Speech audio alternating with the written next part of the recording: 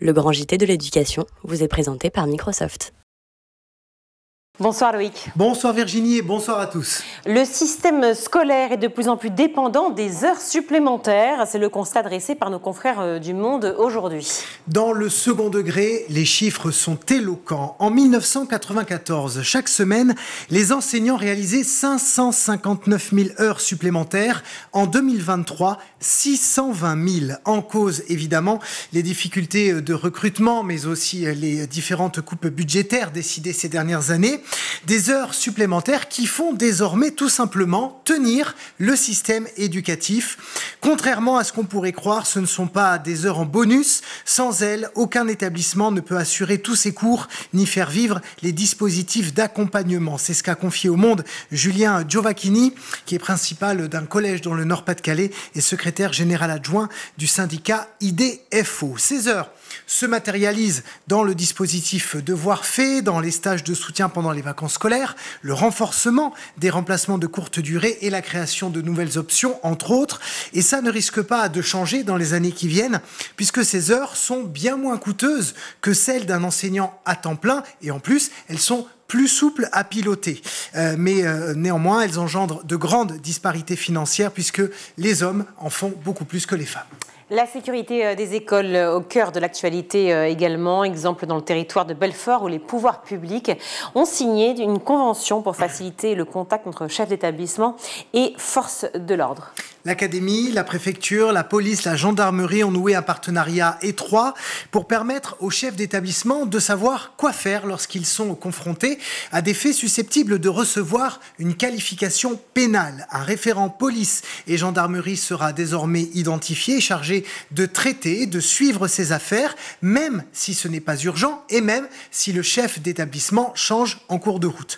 Par ailleurs, cette convention permet à tous les établissements d'avoir un audit de sécurité. Les forces de l'ordre vont établir ensuite des préconisations concrètes, comme des caméras de surveillance ou relever un petit peu les grillages, qui seront envoyés aux collectivités pour des demandes de financement.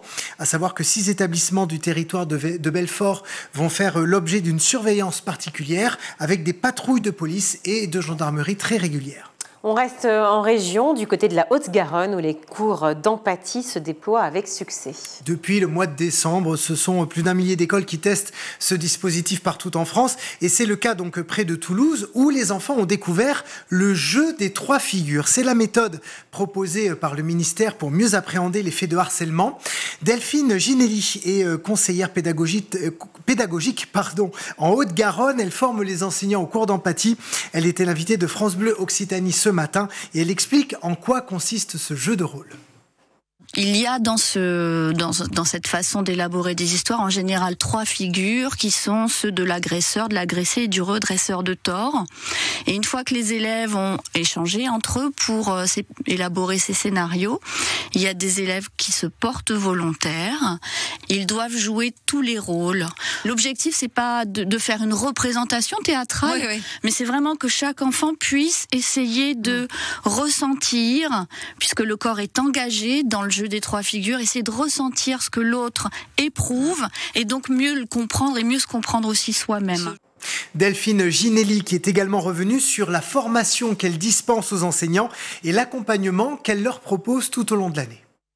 La formation, elle dure 3 journées entières, c'est 18 heures, qui sont réparties tout au long de l'année scolaire. Ça commence assez tôt, dès le mois de septembre.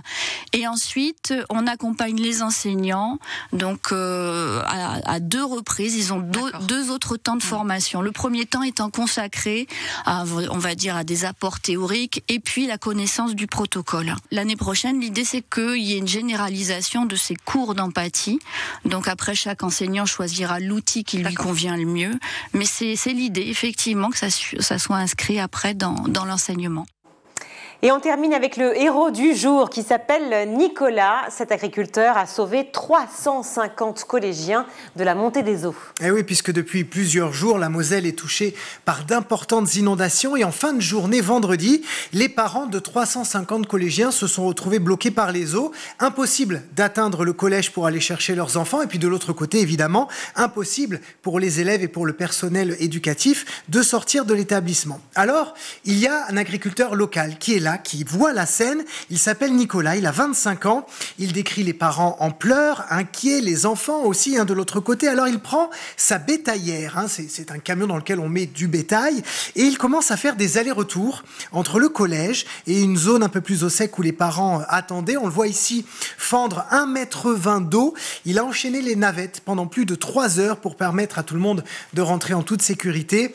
Depuis, évidemment, Nicolas est la star de son village, mais comme il l'a confié à nos confrères d'RMC, il ne se considère pas comme un héros, juste comme un citoyen. C'était magnifique. T'arrives, il y a tout le monde qui t'applaudit et tout. Merci, merci, merci. Les gens, ils tendaient des billets. C'était impressionnant. Les gens, ils s'arrêtent à la ferme. Encore merci. Pas besoin de tous les merci. J'ai fait ça comme ça. Pour moi, c'est normal. Et depuis hier, le niveau de l'eau a nettement baissé en Moselle, donc les collégiens ont pu rejoindre leur établissement aujourd'hui et surtout en partir tout à fait normalement. Attention, néanmoins, j'en profite pour faire un petit point météo aux orages localement forts qui sont attendus ce soir et pendant la nuit, principalement dans le Nord-Pas-de-Calais et en Normandie. En tout, ce sont 68 départements qui sont placés en vigilance jaune, donc prudence. Merci beaucoup Loïc. Vous avez regardé le Grand JT de l'éducation avec Microsoft.